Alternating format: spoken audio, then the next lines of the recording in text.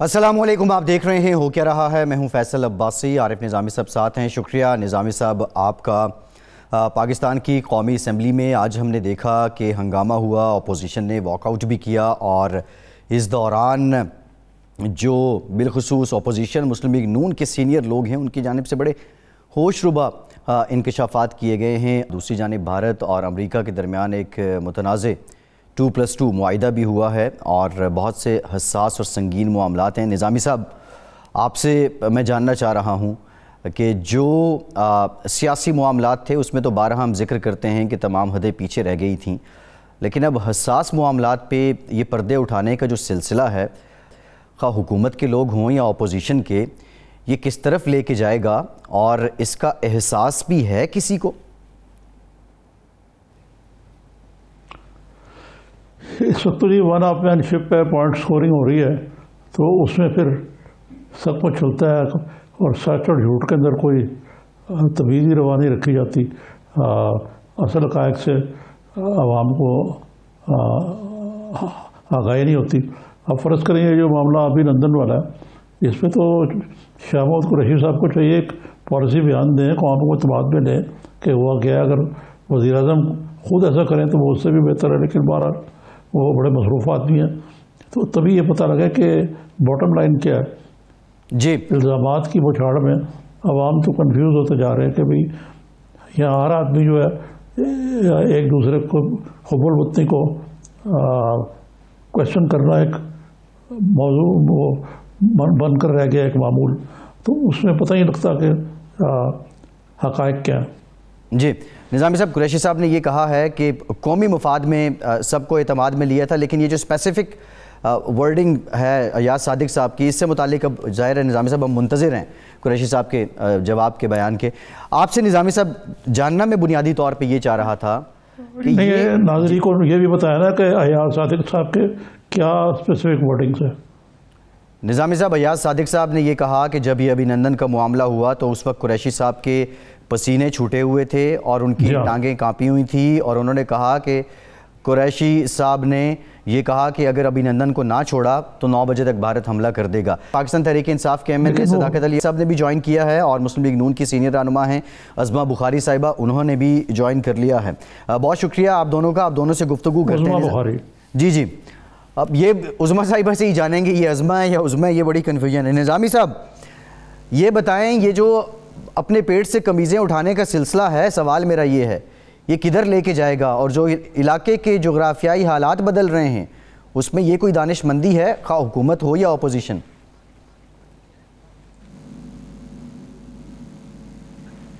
ये दानिशमंदी तो नहीं है कि वो washing dirty linen in the public, लेकिन इससे कम से कम ये तो पता लगता ना कि दरूने खाने होता क्या है और आवाम को कितना आगाह में लिया जाता है। चाहे वादत ख़राबी है, बस यार हमें पता लगे यार उस मौके पे तो ये कहा गया था, असल में ये हुआ था। फिर इल्ज़ामात दर इल्ज़ामात, जवाबी इल्ज़ामात, तो आवाम तो कंफ्यूज होकर रह गए कि ये जमहूरियत है या मासीदा बेड़ा है।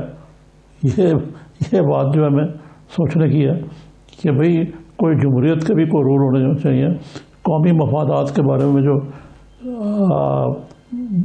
बयानात हैं वो एहतियात से देने चाहिए। ये बात मद्देनज़र रखनी चाहिए कि ये अब्बासी साहब जी क्या हो रहा है, आप बताइए मुझे। सदाकत साहब। निज़ामी साहब बहुत शुक्रिया जी, बहुत शुक्रिया। मैंने आपका सारा इब्तिदाइया सुना है, लिहाजा मुझे पता आप किस कॉन्टेक्स्ट में बात कर रहे हैं।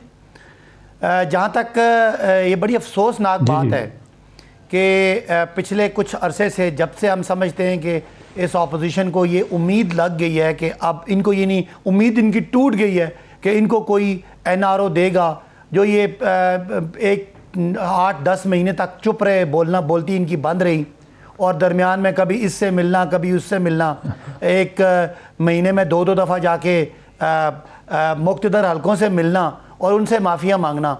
जब इनको ये पता चल गया तो अब ये बिल्कुल एक ब्लैकमेलिंग टूल पे आ गया, और मैं समझता हूँ कि हुकूमत और रियासत में जो फ़र्क है शायद ये समझना नहीं चाह रहे या जानबूझ के किसी एजेंडे पे काम कर रहे हैं कि ये انہوں نے جلسے کیے وہاں میاں نواز شریف صاحب جو خود آئین اور قانون کو مطلوب ہیں, جن کو سپریم کورٹ کہتی ہے کہ وہ جھوٹے اور مطلب ایماندار نہیں ہیں, صادق اور امین نہیں ہیں, ہائی کورٹ ان کو کہتی ہے کہ وہ اشتہاری اور مفرور ہیں, نیب کورٹ کہتی ہے کہ وہ کرپٹ اور ڈس آنیسٹ ہیں, اور وہ عدالتیں ان کو بلاتی ہیں, وہ بجائے اپنے آپ کو آئین اور قانون کے پیش کرنے کے, اپنے بچے ان کے باہر, عدالتیں ان کے پراپرٹیز ان کی باہر, اور پاکستان کے اداروں کو خاص کر سیکیورٹی کے اداروں کو اس طرح نام لے لے کے چیلنج کرنا, اور پھر اس پی ڈی ایم کے سٹیج سے آزاد بلوچستان کی اور خود مختار بلوچستان کی غداری جیسی باتیں کرنا.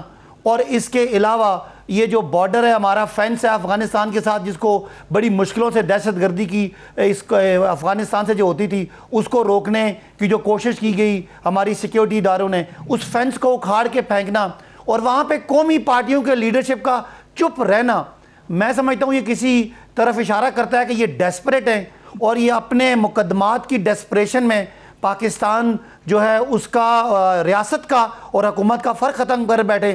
آج یہ سردار ایاز صادق صاحب کا جو بیان ہے انتہائی غیر ذمہ دارانہ, میں تو اس معاملات میں بہت ساری میٹنگ میں بھی بیٹھا ہوں, پرائم منسٹر سے بھی اس ٹاپک پہ میں نے خود سنا ہوا ہے کہ یہ ٹوٹل فیصلہ سول حکومت کا تھا, اس میں فوج کو میں نے آن بورڈ لیا. تو یہ ساری باتیں اس طرح کر کے میرا خیال ہے کہ یہ ڈیسپریشن ہے, مایوسی ہے, اور یہ بوکھلا گئے ہیں, شاید ان کو اپنا سیاست بلیک نظر آ رہی ہے. لیکن عوام پاکستان دیکھ رہے ہیں کہ یہ جو تنقید ہے یہ حکومت پہ کم ہے اور ریاست کے جو مین پلرز ہیں ان پہ زیادہ ہے. تو میں نہیں سمجھتا کہ اس طرح کا کام کر کے پاکستانی عوام ایسے سیاستدانوں کو قبول کریں گے, بری طرح ریجیکٹڈ ہیں اور مزید بھی ریجیکٹ ہوں گے.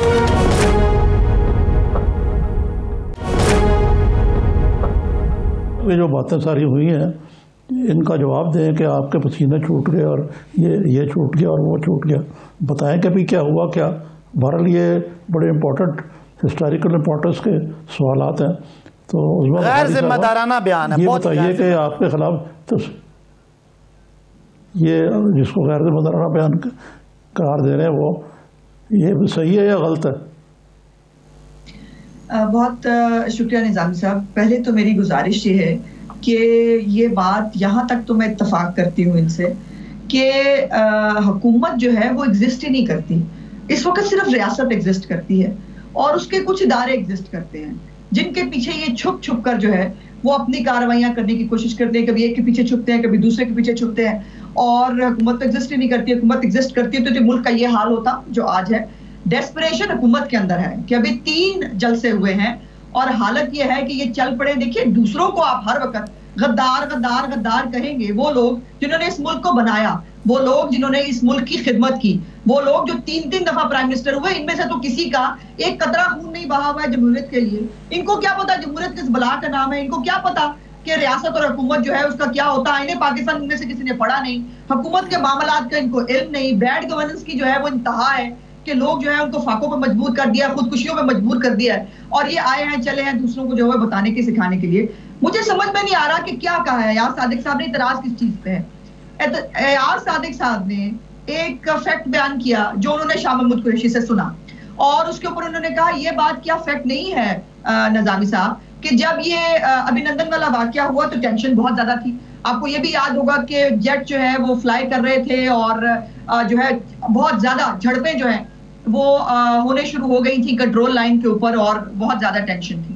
اس کے اوپر ایاز صادق صاحب وہ آدمی ہیں کہ جو ہماری طرف سے جتنے بھی معاملات اور مذاکرات ہوتے ہیں حکومت کے ساتھ, یہ تو وہ حکومت ہے جو آج مجھے ریاست اور حکومت کا فرق بتا رہے ہیں جی. یہ وہ حکومت ہے کہ جب کشمیر کے اوپر بات ہو تب یہ ساتھ نہیں بیٹھتے, اور جب یہ ابھینندن والا واقعہ ہوا تب بھی آرمی چیف کو میٹنگ بلانی پڑی, وزیر اعظم پاکستان اس وقت بھی نہیں تھا.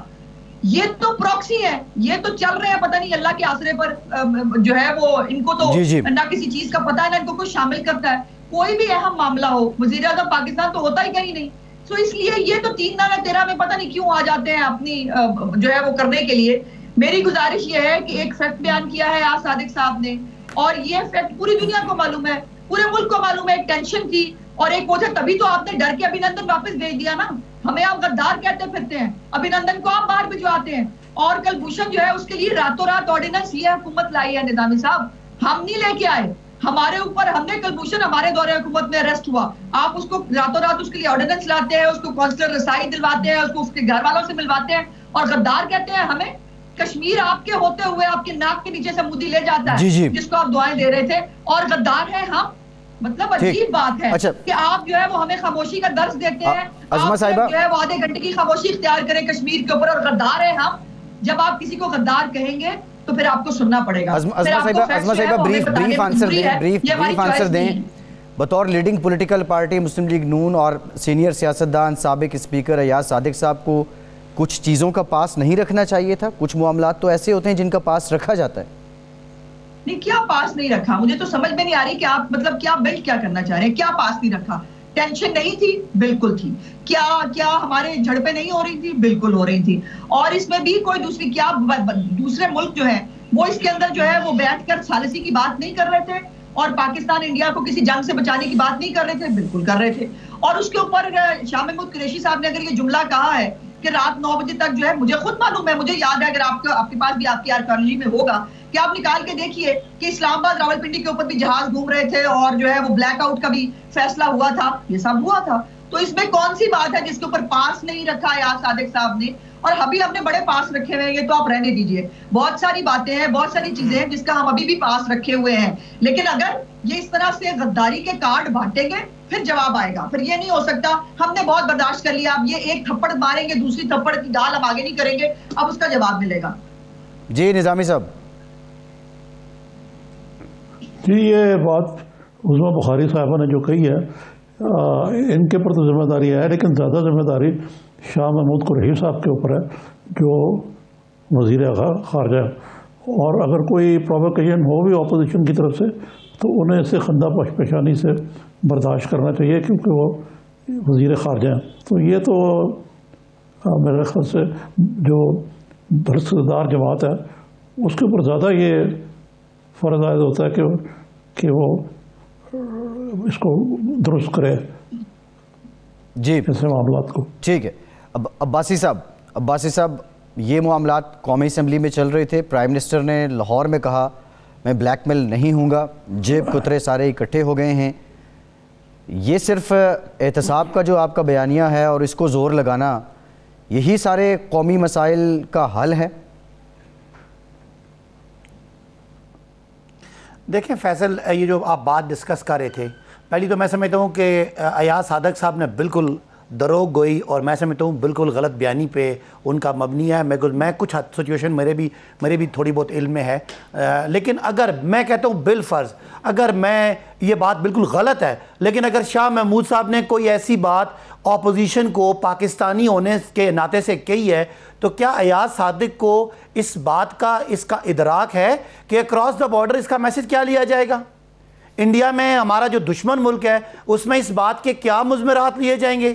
کیا جو کشمیر میں جو لوگ جدوجہد کر رہے ہیں, جن کا پورا ایمان پاکستانی قوم پہ, پاکستانی اداروں پہ, پاکستانی سیکیورٹی پہ ہے, کیا یہ پیغام جو ایاز صادق نے دینے کی کوشش کی ہے یہ کشمیریوں کے لیے مثبت پیغام ہے, یا یہ کیا پیغام ہے ریاست کی طرف سے ایک ذمہ دار ایم این اے اور سابق اسمبلی کا سپیکر ہونے کے ناطے اور ایک پولیٹیکل پارٹی کا ایک اہم رکن ہونے کے ناطے؟ میں اور آج اکٹھے ہم سی پیک کمیٹی میں میں اور وہ بلکہ اکٹھے بیٹھے رہے آج, تو مجھے یہ بڑا افسوس ہو رہا ہے کہ شاید یہ اتنے امیچور ہیں یا یہ اتنا ڈیسپریٹ ہو گئے ہیں کہ یہ اپنے مقدمات کے معاملات کو اس حد تک یہ پریشر میں کہ یہ پاکستان کی حدیں بھی پھلانگ کے یہ اپنے جلسوں سے پاکستان مخالف نعرے لگاتے ہیں, اس کو کنڈیم نہیں کرتے, ہمارے جو ویسٹرن بارڈر کے ایشوز ہیں ان پہ خلاف باتیں کرتے ہیں, تو یہ ان کی آواز نہیں نکلتی. اب پرائم منسٹر کی جو بات ہے, میں آپ کے جو سوال پہ آتا ہوں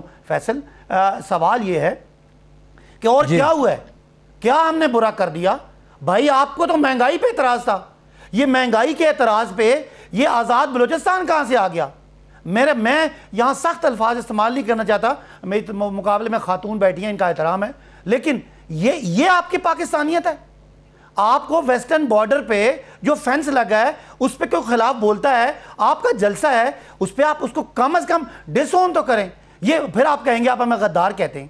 اگر غدار آپ کو نہیں بھی کہتے تو یہ ایکٹ آف خاموشی یہ کہتے ہیں نا شریک جرم نہ ہوتے تو مخبری کرتے، آپ کا یہ ایکٹ اس زمرے میں آتا ہے. اور آج کا ایاز صادق کا بیان انتہائی غیر ذمہ دارانہ ہے اور بارڈر کے اس پار پتہ نہیں ہم کیا پیغام دینا چاہ رہے ہیں. میں وہ بات کرنا نہیں چاہ رہا. ٹھیک ہے، ایک بریک لیتے ہیں. بارڈر کے اس پار امریکہ بھارت تنازع معاہدہ ہوا ہے 2+2، اس پہ دفتر خارجہ کا بیان تو آیا ہے، لیکن آج کیا ایوان میں اس سے متعلق بحث نہیں ہونی چاہیے تھی، اس کو ڈسکس نہیں ہونا چاہیے تھا؟ کیا حکومت کو بھی ادراک ہے جو حالات ہیں، جو حساسیت ہیں، معاملات ہیں؟ بریک کے بعد اس پہ بات کرتے ہیں، ہمارے ساتھ رہیے.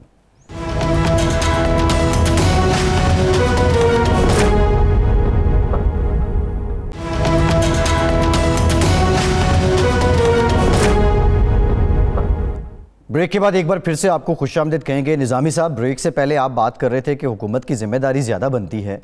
ایوان اقبال لاہور میں آج جو پرائم منسٹر صاحب نے ایک بار پھر کہا کہ بلیک میل نہیں ہوں گا، بلیک میل کر کون رہا ہے؟ اور دوسرا یہ جو جیب کترے سارے ایک ہی سٹیج پر اکٹھے ہو گئے ہیں، اب یہ جو دونوں جانب سے معاملہ شدت پکڑ رہا ہے یا آگ برابر کی لگی ہے، نظامی صاحب ماضی میں بھی اور اب بھی آپ کو کیا لگتا ہے اس کا کلائمیکس کیا ہوتا ہے، ڈراپ سین کیا ہوتا ہے؟ دیکھیں، یہ ایک وزیر اعظم کو زیب نہیں دیتا کہ جیب کترے جو ہیں اکٹھے ہو گئے ہیں، بلیک میل نہیں ہوگا. اکثر وہ ہر دن وہ رات یہ کہتے ہیں کہ جی ان کو کوئی NRO نہیں ملے گا.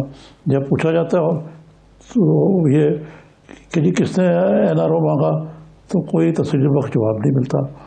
یہ ذرا وزیر اعظم کے منصب کے خلاف ہے، یہ اس قسم کی جو گفتگو ہے.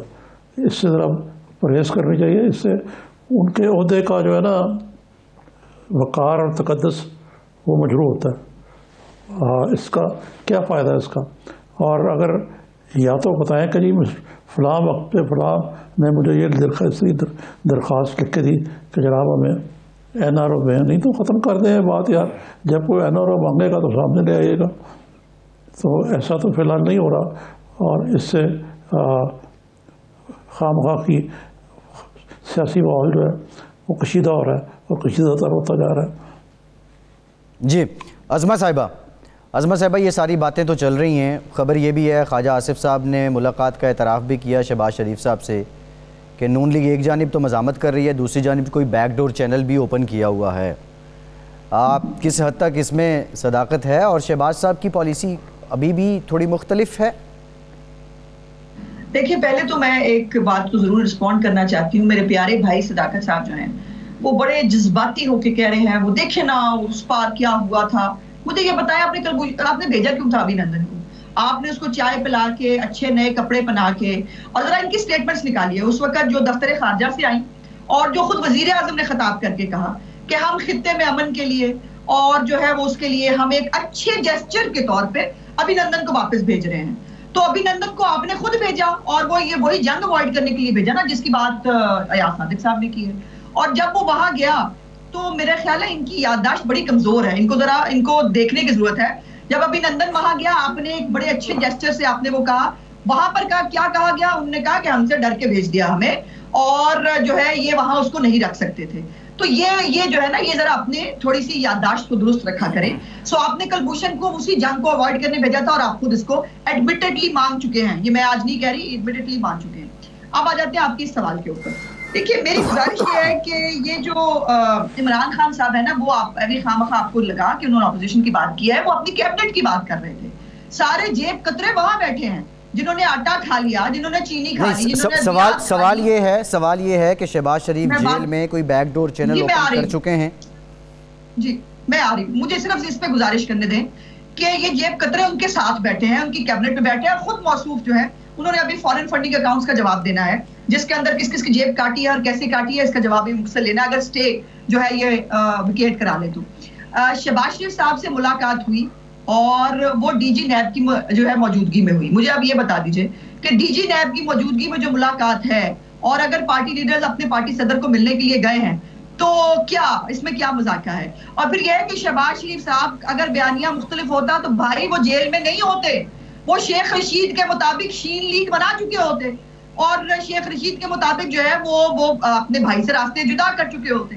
سو یہ ان کی خواہش ہے یہ ان کی امیدیں ہیں جو نہ پہلے اتنے سالوں میں پوری ہوئی ہیں نہ اب ہوں گی.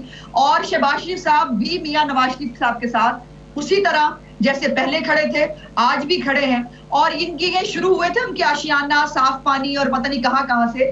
آج یہ عالم ہے کہ جو انہوں نے اب ایک جو جعلی اکاؤنٹس والا کیس رکھا ہے اس کے اوپر بھی کل سپریم کورٹ آف پاکستان نے بڑا کلیئرلی کہا کہ جا کے قاضی فائزہ کا کیس پڑھو جس کے اندر ہم نے بتا دیا ہے کہ مشکوک ٹرانزیکشنز کو آپ جو ہے وہ منی لانڈرنگ نہیں کہہ سکتے.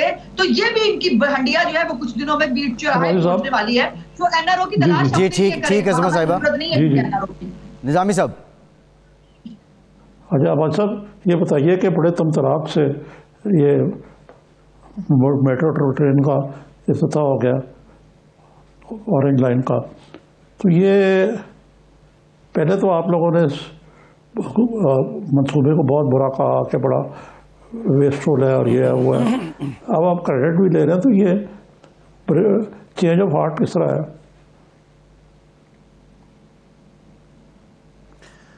پہلے تو میں ایک دو جملے بولوں شہباز شریف صاحب پہ کہ جن کی سسپیشن ٹرانزیکشنز کو ہم منی لانڈرنگ کہتے ہیں. یہ ایسے عظیم کارنامے ہیں ان کے کہ 23 ارب روپیہ ان کے صرف 2 کمپنیوں میں ان کا جو چوکیدار ہے چپڑاسی ہیں ان کے نام پہ یہ باہر سے منگواتے رہیں. تو باقی میرا خیال ہے قوم کو خود ہی سمجھ ہے.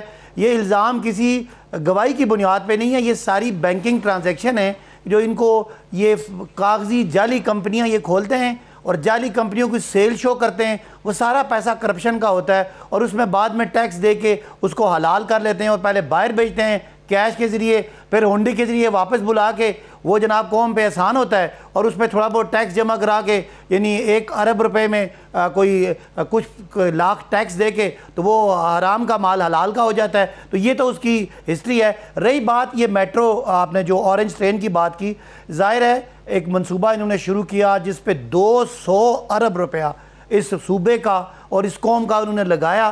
تو ظاہر ہے اب اس کو فیل کرنا یا ناکام کرنا تو مقصد نہیں تھا. جس طرح ہم نے ان کے قرضوں کے باہر سر پہ اٹھائے, ان کے قرضوں کی وجہ سے آج مہنگائی ہے, ان کے کرپشن جتنے بھی یہ کک بیکس لیے آج سارے ادارے ملک کے ادھر لگے ہوئے ہیں. آج ہمارا سارے ملک کے جتنے ادارے تھے چاہے وہ ریگولیٹرز تھے چاہے وہ آئینی ادارے تھے وہ سب ڈبوئے ہوئے ہیں, برباد کیے ہوئے ہیں. تو وہاں کچھ چلیں ان کے جو منصوبے جو کوئی شروع کیے ہوئے تھے ان کو ہم نے مکمل کیا ذمہ داری سمجھ کے. لیکن آج بھی میں اس ماس ٹرانزٹ کمپنی جو ہے کمیٹی جو یہ اس کی جو پارلیمانی کمیٹی ہے اس کا ممبر بھی ہوں. یہ آپ کو پتہ ہے کہ اگر آج ہم اس ٹرین کو چلائیں تو اس کو اگر سبسڈی نہ دیں تو 350 روپے کا ٹکٹ ایک 320 یا 335 روپے کا ٹکٹ ایک سواری کا پڑتا ہے.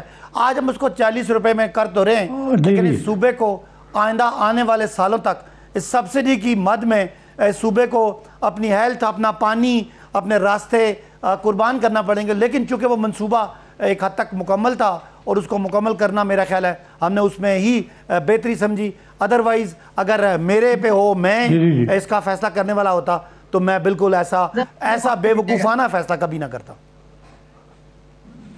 مطلب بے وقوفانہ بات یہ ہے کہ آپ نے کوئی پاکستان پہ احسان نہیں کیا, آپ کو توہن کرن اس کو چلانا پڑا کیونکہ یہ پاکستان کے دوست چین کا منصوبہ ہے, ان کے تعاون سے لگا ہے اور اس سے روز لاکھوں لوگ جو ہے مستفید ہوتے ہیں. 200 ارب روپیہ اگر لگ چکا ہے تو 200 ارب روپے کو آپ ڈبونا تو نہیں ہے نا, آپ تو ظاہر ہے چلانا ہی ہے. مجھے موقع دیجیے نظامی صاحب, مجھے اس پہ سبسڈی ہے نا وہ جب یہ اس کی پیمنٹ شروع ہوگی تو نظامی صاحب 18 ارب روپیہ ایک سال کی سبسڈی پنجاب کی حکومت دے گی.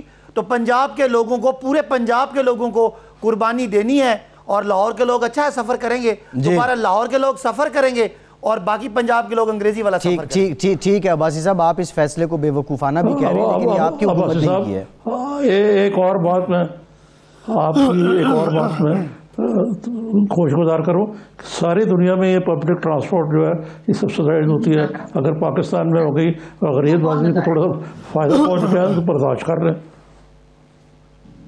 میں کچھ گزارش کروں نظامی صاحب, بس برداشت کریں گے نا. پورا پنجاب جو ہے پورے پنجاب کے 37 اضلاع جو ہے نا وہ قربانی دیں گے اور لاہور والے جو لوگ اچھا چلیں ٹھیک ہے عباسی صاحب آپ کو پوائنٹ آف ویو آ گیا. عظمت صاحبہ اس کو چلانا بھی ہے اس کو کامیاب بھی پہلے تو بات یہ ہے کہ یہ بات کرتے ہوئے نا ذرا اپنے تھوڑا سا اپنے گریبان میں جھانک لیا کریں. خسرو بختیار اور جہانگیر ترین کی جو ہے وہ بھی اسی طرح کی ٹرانزیکشن جو ہے وہ ٹیکسٹ مینجمنٹ کی جو ہوا کرتی تھی وہ ان کی بھی نکلی ہیں اور وہ ان کے منسٹر ہیں. اور جس کو یہ آج جعلی اور پتہ نہیں کیا کیا کہہ رہے ہیں, میں نے کہا نا کہ وہ بھی جلدی اس کا ہو جائے گا. اور اس لائن پہ مجھے بات کرنی ہے. پہلی تو بات یہ ہے کہ مطلب شرمندگی اور ڈٹائی کی کوئی مطلب لمٹ ہی نہیں ہے ان کے لیے. انہوں نے 2 سال پہلے یہ اس لیے کہ یہ اس 2018 کے الیکشن سے پہلے یہ ٹرین نہ چلے, P T I as a party supreme court میں گئی, انہوں نے وہاں پہ سٹے لے لیا, یہ نہیں بن سکی.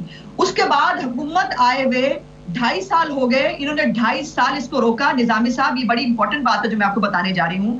اس کی لاگت میں اربوں روپے کا اضافہ ہوا صرف اس کو روکنے کی وجہ سے, جس کی ذمہ دار یہ پی ٹی آئی ہے جو ایک نیب کا کیس بنتا ہے. نیب اگر چیئرمین نیب ظاہر ہے وہ تو موصوف سوئے ہوئے ہیں, ان کو تو کوئی جگا نہیں سکتا, لیکن آنے والے دنوں میں یہ ایک نیب کا کیس ہوگا. انہوں نے اپنی سیاست کی خاطر اس کو روکا, روکنے سے اس کی لاگت میں اضافہ ہوا اور اربوں روپے جو ہے وہ اس کے اوپر مزید سپینڈ کرنے پڑے. لیکن اس کے بعد اب یہ تھا کہ جب یہ چائنا نے فورس کیا, کیونکہ یہ چائنا کا گفٹ تھا پاکستان کی پنجاب کی عوام کے لیے, اس موصوف بھائی کو میرے کون بتائے گا کہ پیارے بھائی یہ ٹھوکر نیاز بیگ سے چلتی ہے جو مین ہب ہے, پوائنٹ ہے, انٹری پوائنٹ پورے جو ہے وہ لاہور کا, جہاں سے پورے پنجاب سے لوگ آتے ہیں. اور آپ کو واقعی آپ درست کہہ رہے ہیں, آپ کی سبسڈیز جو ہے وہ چینی مافیا کے لیے ہے, آپ کی سبسڈیز آٹا مافیا کے لیے ہے, آپ کی سبسڈیز امینوں کے لیے ہے. غریبوں کو دیتے ہوئے آپ کو تکلیف ہوتی ہے, آپ ان سے ادویات چھینتے ہیں, آپ ان کی زندگی حرام کرتے ہیں, اس لیے آئے ہیں. ہم عوام دشمن حکومت ہے. دیر آیت درست آیت کے مترادف اگر پی ٹی آئی نے کوئی اچھا کام کیا ہے تو اس کی تعریف کرنی چاہیے کہ جی انہوں نے چاہے وعدے سے خرابی ہے بسیار, انہوں نے سپریم کورٹ کے حکم کے بعد نظامی صاحب سپریم کورٹ نے ڈیڈ لائن دی تھی اس کو کمپلیٹ کرنے کی, اس کے بعد یہ کیا گیا ہے, خود نہیں کیا انہوں نے. کیوں جی عباسی ہے بولنے دیں اس پہ, سپریم کورٹ کے کہنے پہ آپ نے کیا. جی جی عباسی صاحب.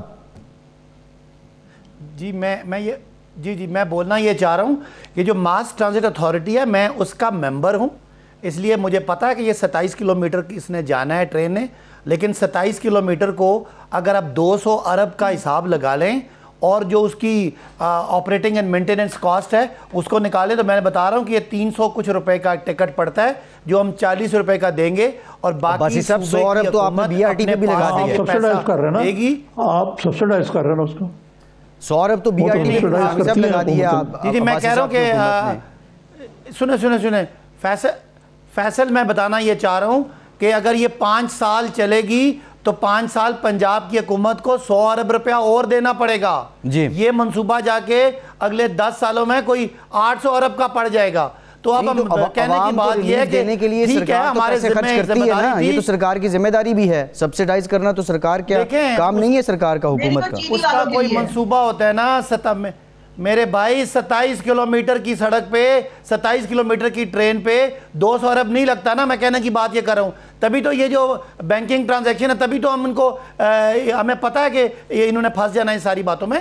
تو میں کہنے کی بات یہ کر رہا ہوں کہ ہم نے اس کو مکمل کیا, اس میں جتنی لٹیگیشن تھی, عدالتی معاملات تھے, کچھ سٹیز تھے, وہ کرنے کے باوجود آج چل گئی ہے. ہماری پوری کوشش ہوگی کہ اس کی جو اس کے سٹیشنز ہیں وہاں پہ پبلک پرائیویٹ پارٹنرشپ پہ اس کو ٹھیکے پہ دے کے یہ جو ہمیں پھنسا گئے ہیں یہ اس سے ہم نکلیں, اور پنجاب کے صوبے کے عوام جو پس گئے ہیں, پینے کا صاف پانی نہیں ہے, وہاں پہ ہیلتھ کی فیسلٹیز نہیں ہیں, ان کو وہ دے سکیں. ورنہ یہ لاہور کے لوگوں کے لیے تو تحفہ ہے, لیکن باقی پنجاب اس سے سفر کرے گا. ٹھیک ہے. اچھا نظامی صاحب, عظمیٰ صاحبہ سے ایک اور پہلو پہ ذرا بات کر لیں. فیصل صاحب یہ بتائیے, نہیں میں یہ کہنا چاہ رہا تھا کہ اس سے تو بہتر یہ ہے کہ جو صداقت علی عباسی صاحب کے مترادف یہ بالکل ویسٹفل منصوبہ ہے, تو میرے خیال بہتر نہیں ہوگا کہ اس کو بند کر دیں, پھر بھی فائدہ ہوگا نظامی صاحب. عباسی صاحب جو ہے نا وہ اب مطلب معاملہ آگے نکل گیا, اورنج لائن ٹرین کو چھوڑتے ہیں. وہ عظمیٰ صاحبہ سے میرا بنیادی سوال ہے.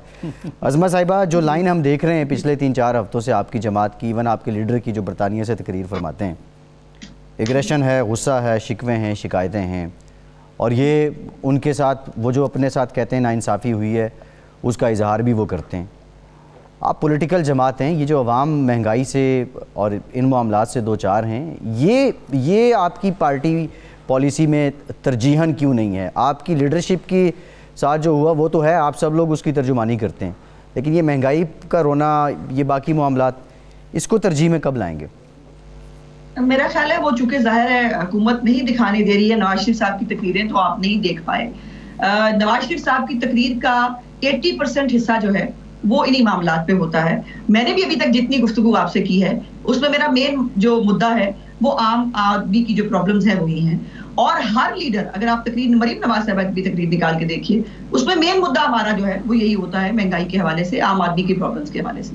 یہ جو بعد میں اینڈ کے اوپر یہ جو ہمارے بنیادی مسائل کی جڑ جو لگتی ہے کہ جس کے اندر آپ نے ایک پلانٹڈ حکومت جو ہے وہ ہمارے اوپر جب آ گئی ہے, اور اس کو چلے آ تو گئی تھی, وہ پاکستان کا کو بھلا کر دیتی تو شاید ہم وہ بھی جو ہے وہ برداشت کر جاتے. ان کے آنے کے بعد آج حالات جہاں کھڑے ہیں, ان کی بیڈ گورننس کی وجہ سے, ان کی مس مینجمنٹ کی وجہ سے روز پاکستانی عوام جو ہے وہ اس کو پے کر رہی ہے. آپ کو یاد ہوگا انہوں نے ایک کمیشن بنایا تھا, عمران خان صاحب نے بڑا خطاب فرمایا تھا کہ راتوں رات, اور کہا قرضوں کی بھی تفصیلات نکالیں گے, بیرونی سرمایہ کاری میں بھی ہوگا. اس کی رپورٹ آ گئی ہے اور اس کی رپورٹ میں کچھ بھی ان کو نہیں ملا ہے. سو یہ بیچارے یہ کسیانی بلنی کھبا نوچے ہیں, یہ کب تک چور ڈاکو کے نیریٹو کو بیچیں گے؟ عام آدمی, جو میں نے پہلے بھی گزارش کی تھی, عام آدمی کو جو آٹا, زرعی ملک ہے ہمارا, آٹا اور چینی آپ باہر سے منگا رہے ہیں اور ہمیں مبارکباد دیتے ہیں. آپ جو ہے وہ ادویات کی قیمت میں اضافہ کرتے ہیں اور کہتے ہیں مافیا جو ہے وہ چونکہ دوائی آنے نہیں دے رہے تھے مارکیٹ میں, ہم نے قیمتیں بڑھا دی. اور آج حالت یہ ہے کہ عام آدمی وہ دوائیاں نہیں خرید پا رہا ہے. ٹھیک ہے, ٹھیک ہے, اس کی سکت نہیں ہوئی ہے وہ دوائیاں خرید پائے. بے روزگاری, آپ نے روزگار دینا تھا, آپ نے 1,20,00,000 لوگ بے روزگار کر دیے ہیں. تو یہ ان کی کارکردگی ہے, یہ مزید اس ملک کے اوپر جو ہے برداشت نہیں کیا جا سکتے. باقی جو آئین اور قانون کی لڑائی ہے وہ ہے, وہ مسائل ایگزسٹ کرتے ہیں, ٹھیک ہے عظمیٰ صاحبہ, لیکن مین مدعا عام آدمی کا ہے. ٹھیک ہے عباسی صاحب, بریف آنسر دیں ذرا, یہ بتا دیں اس مہنگائی کی ذمہ دار ظاہرہ حکومت آپ کی, آپ تو ہیں, فیصل یہ جو قرضوں کی بات کر رہے ہیں, اگر پاکستان نے 62 سالوں میں 63 سالوں میں پاکستان نے اگر 6,000 ارب قرضہ لیا تھا اور آخری 10 سالوں میں وہ 6,000 سے 12 نہیں, 6 سے 18 نہیں, 6 سے 30,000 ہو گیا, تو ظاہرہ اس قوم کا قافلہ اسی 10 سالوں میں لوٹا ہے. اور اس کے لوٹنے والے کون ہیں؟ وہ جو آج کنٹینر پہ بیٹھے ہیں. بلوچستان کو آگ سے کس نے محروم کیا؟ بلاول صاحب کے ابو نے, ان کی امی نے اور ان کے حکومت نے. مریم صاحبہ کے ابو نے, ان کے چاچا نے اور ان کی حکومت نے. اور باقی جتنے وہاں پہ بیٹھے ہوئے تھے وہ سارے حکمران تھے. آج 72 سال کا ظلم کرنے والے وہ جو ہے نا وہ 2 سالوں والے پہ اپنا مدعا اگر پھینکیں گے تو میرا خیال ہے کوئی یہ بائی نہیں کرے گا. سب کو پتہ ہے کہ ان کی کرپشن ہے. آپ کا بھی بہت شکریہ. سوال وہی ہے کہ حالیہ مہنگائی کی لہر کا ذمہ دار کون ہے؟ بریک کے بعد بات کرتے ہیں.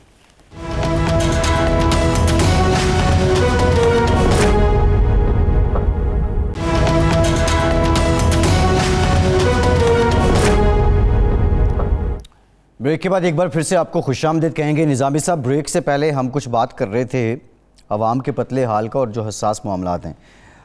تھوڑی دیر پہلے اسٹیٹمنٹ آیا ہے ISPR کی جانب سے, اور جو کل کا دہشت گردی کا واقعہ ہے اس پہ army chief general Qamar Javed Bajwa نے کہا ہے کہ یہ اسلام دشمنی ہے. پھر انہوں نے جو سانحہ APS تھا اس کنٹیکسٹ میں بھی بات کی ہے. یہ جو سیاسی ماحول بن جاتا ہے نظامی صاحب, یہ پاکستان دشمن اور اسلام دشمن جو قوتیں ہیں ان کے لیے اس طرح کا گمبھیر سیاسی ماحول کیا کردار ادا کرتا ہے؟ دیکھیں, یہ تو ساری قوم کو بنیاد مرصوص بن کے اس کا مقابلہ کرنا چاہیے. دہشت گردی کے تو کامن اینیمی ہے ہمارا. لیکن ایک اور چیز ہوتی ہے, آپ نے سنا ہوگا, کہتے ہیں عمران خان صاحب کو بہتر پتا ہوگا اس کا, آئی آن دا بال, کہ مثلا کرکٹ کھیل رہے ہیں تو آپ کا بال پہ آنکھ ہونی چاہیے, کرکٹ بال. اسی طریقے سے دہشت گردی میں جو دہشت گرد ہاتھ لگائے بیٹھے ہیں ہر جگہ, ان کے اوپر پوری وجہ رکھنے مستعدی اور ان کا کلّہ کرنے کے لیے ہمیشہ روٹلیس طریقے سے تیار رہنا چاہیے. ہو یہ رہا ہے کہ آہستہ آہستہ ہم نے یہ ہم اس میں تو ماہر ہے نا کہ جی ہم نے دہشت گردی پہ قابو پا لیا. وہ ایسا قابو پایا کہ وہ جو فنکار رہا ہے وہ عجز دوبارہ, اور ان کے انسیڈنٹس میں بدقسمتی سے اضافہ ہوتا چلا گیا. تو یہ کوئی بھی دور ہو, دہشت گردی ہمارا ایک ازلی دشمن ہے. اس سے نمٹنے کے لیے ہمیں سارے اقدامات ہیں جو لینے چاہیے, جو نہیں لی جا رہی, اور ہر کام میں ایسے ہی ہے. مثلا بڑے تمطراق سے یہ دعوے کیے گئے کہ جی ہم نے کووڈ کو شکست دے دی ہے. آپ نے دیکھا ہوگا اکثر ٹی وی پہ سرکاری جو چلتے ہیں ایڈ, ان میں بھی شکست دے دی. کیا شکست دی یار, آپ شکست دے دی کہتے رہے, شکست دے دی.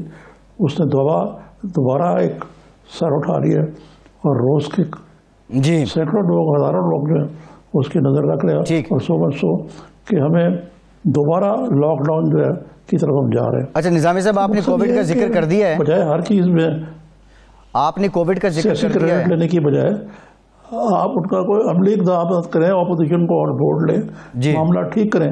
یہاں سیاسی اور وقتی طور پہ اپوزیشن کو نیچا دکھانے کے لیے آپ سب کچھ کرتے رہتے ہیں. ٹھیک ہے نظامی صاحب, کووڈ کا آپ نے ذکر کیا ہے. حالیہ جو گورنمنٹ نے جن ایریاز میں لاک ڈاؤن کیا ہے وہ 4374 مقامات ہیں. یہ پچھلے کچھ دنوں میں 2-4 دنوں میں جو لاک ڈاؤن ہوا, اور گزشتہ 24 گھنٹے میں 825 نئے کووڈ پازیٹیو کیسز آئے ہیں.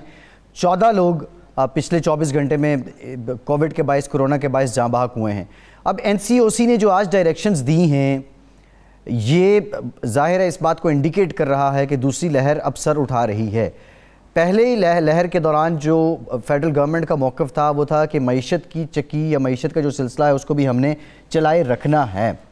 اب یہ دوسری لہر, موسم جس شدت سے بدل رہا ہے, یہ پیشگی اقدامات ہیں حکومت کے جو آج NCOC نے کیے ہیں, یا یہ سلسلہ بڑھ چکا ہے؟ پیشگی نہیں ہے, یہ بات خرابی ہے, بسیار بھی ہے اور پیش بندی بھی ہے کہ یہ کووڈ جو ہے وہ پھیل رہا ہے, اور جو اعداد و شمار کے حوالے سے اس کی جو وہ ہے سپیڈ وہ بھی بڑھتی جا رہی ہے. ٹھیک ہے نا جی, تو کووڈ جو ہے اس کو مقابلہ کرنے کے لیے بہت ابھی بھی سخت ویجیلنس کی ضرورت ہے. آپ دیکھیں نا, آپ ویجیلنس کا حال یہ ہے کہ سمبولکلی اسپیکنگ تو جب تک ہمارے حکمران جو ہیں وہ نہیں کریں گے احتیاط, کیا کہتے ہیں اس کو آپ, SOPs, جی SOPs کو فالو نہیں کریں گے, تو ہم لوگوں سے کیا توقع لیتے ہیں. آپ مثلا صدر مملکت ہیں, ان کو ٹھیک ہے وہ پہنتے ہیں پھر اتار دیتے ہوں گے, لیکن جب وہ ٹی وی پہ آئیں تو تب تو ان کو یہ ماسک پہنا ہونا چاہیے. جی نظامی صاحب, آپ نے صدر کا ذکر کر دیا. پیپلز پارٹی کے جو سینئر لوگ ہیں جن میں رضا ربانی صاحب ہیں, وہ اور دیگر لوگوں نے آج ایک پریس کانفرنس کی ہے, اور وہ ڈیمانڈ کر رہے ہیں, مطالبہ کر رہے ہیں کہ صدر پاکستان مستعفی ہو جائیں. یہ صحیح ہے یہ, مطلب یا بیجا راگ ہے یہ؟ دیکھیں نا, یہ تو کون مستعفی ہوتا ہے پاکستان میں. آپ کو معلوم ہے کہ یہاں بڑی بڑی ٹریجڈیز ہوئی, پھر بھی لوگ جو اس کے ذمہ دار تھے حکمران, انہوں نے معذرت تک نہیں کی. تو یہ تو افسانوی باتیں ہیں کہ جی پاکستان میں کوئی ذمہ داری کا ثبوت کرے. اب وہ صدر مملکت ہیں جو میں نے بتایا کہ بڑے انہوں نے سیلف میڈ آدمی کہاں سے کہاں تک پہنچے, تو ایسی کسی اپوزیشن کی فرمائش پہ وہ پروگرام پہ وہ استعفیٰ دے دیں گے. جی نہیں, یہی میرا سوال تھا نا, یہ فرمائش بے وقت کی راگنی نہیں, ان حالات میں یہ مطالبہ بنتا ہے کیا؟ نہیں, یہ بعض اوقات نا ہمارے سیاسی کلچر میں جب یہ کہنے کی ضرورت ہو کہ یہ اپنے عہدے کا اہل نہیں ہے تو کہہ دیتے ہیں استعفیٰ دے دے. جی آپ اس سے اور مطلب لے لیتے ہیں. ٹھیک ہے. اچھا نظامی صاحب, مریم نواز صاحبہ سننے میں آ رہا ہے کہ کل گلگت بلتستان جا رہی ہیں. بلاول صاحب تو کئی دنوں سے وہاں ڈیرے لگائے جا رہی ہیں سننے کے بعد. جی, اور بلاول جا رہے ہیں, وہ جا رہی ہیں نہیں جا رہی ہیں, یہی ہے, یہی پتہ چلا. یہ تو عام انتخابات سے تو لکھنا. جی عام انتخابات سے متعلق وہ جا رہی ہیں. اس کو اب بلاول صاحب وہاں ڈیرے لگائے بیٹھے ہیں جی، لیکن میرا نہیں خیال کہ the government can afford to lose this election, ہر حالت میں جیتے نا. مطلب آپ کہہ رہے ہیں کہ یہ وہی روایت کی جو فیڈرل میں جس کی گورنمنٹ ہے اس کی بن جاتی ہے، آزاد کشمیر میں بھی، اس کی جی بی میں بھی بن جاتی ہے، آپ کہہ رہے ہیں وہی روایت دہرائے گی خود کو؟ Some what. لیکن اب اس میں دیکھا جائے تو نظامی صاحب جس طرح بہرحال معجزے ہوتے ہیں، یہ بھی معجزہ ہو سکتا ہے، معجزے ہو سکتے ہیں. اچھا، لیکن ایک بات بڑی اچنبھے کی ہے نظامی صاحب، جو آج بھی ہم بلاول صاحب کی ایک جلسے سے سپیچ دیکھ رہے تھے، اب مریم صاحبہ جائیں گی ان کا پتہ چلے گا کتنی پبلک اسٹرینتھ ان کے ساتھ ہے، لیکن بڑا اوور ویلمنگ رسپانس کراؤڈ کی حد تک تو بلاول صاحب کے ساتھ ہے. یہ بڑی حیران کن بات ہے. اور پیپلز پارٹی اگر یہ الیکشن سگنیفیکنس تو ہے اس کی، جیتتی نہیں بھی ہے، دوسرے نمبر پہ بھی آ جاتی ہے، تو یہ لیڈ ٹو ریوائیول آف پی پی پی ان پنجاب اور دوسرے صوبوں میں ہو سکتا ہے؟ مزیدار بات ہے کہ جو حالیہ انتخابی مہم ہے اور اپوزیشن کی تحریک ہے، اس سے کچھ لوگ جو ہیں ان کی سیاست کے اندر رونمائی ہو گئی ہے. ان میں ایک تو بلاول بھٹو ہیں جنہوں نے ایمرج کیا ہے، ایسے میچور اور بڑے اچھے جہاں دیدہ قسم کے باتیں کرتے ہیں، ہر ایک کی عزت کرتے ہیں، عزت افزائی کراتے ہیں. میں نے دیکھا کہ وہ بات کلامی بھی نہیں کرتے، ورکر سے بھی ان کا اچھا ناتا ہے. تو یہ ایک بہت بڑی چیز ہے. اسی طرح محترمہ مریم بھی اسی کیٹیگری میں آتی ہے. ٹھیک ہے نظامی صاحب، پروگرام کا وقت ختم ہو گیا. شکریہ، آج کے پروگرام سے اتنی.